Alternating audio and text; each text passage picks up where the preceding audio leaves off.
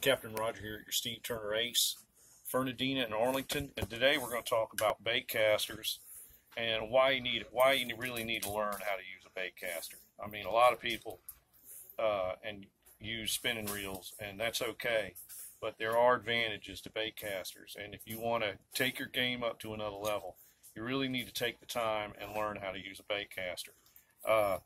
Some of the things that I find advantage for the first thing is a lot of times just the natural way you hold this rod downward, just because of that natural way and the way the hand is and how comfortable it is, that's why I throw all my hard baits with it. Okay, and I tell everybody, it doesn't matter what hard bait I use, a rip and slash or a arrowhead or a stick minnow, no matter what, or a fast suspend mullet or a slow suspend mullet.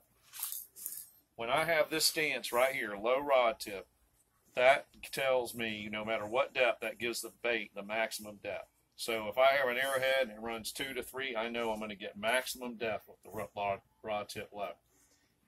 Stick minnow, 5 to 6 foot, I'm going to get maximum depth. So what that does is kind of gives you a foundation of every lure.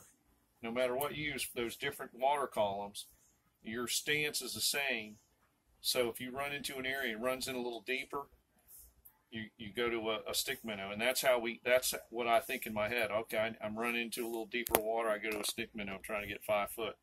Or if I do have a rip and slash, I'll let it sink a little longer. But I know that I'm going to get maximum depth with the rod at the lowest point, and it's just natural with a bait caster. And that's one of your tips here at Steve Turner Ace, Arlington and Fernandina. Come get you a bait caster.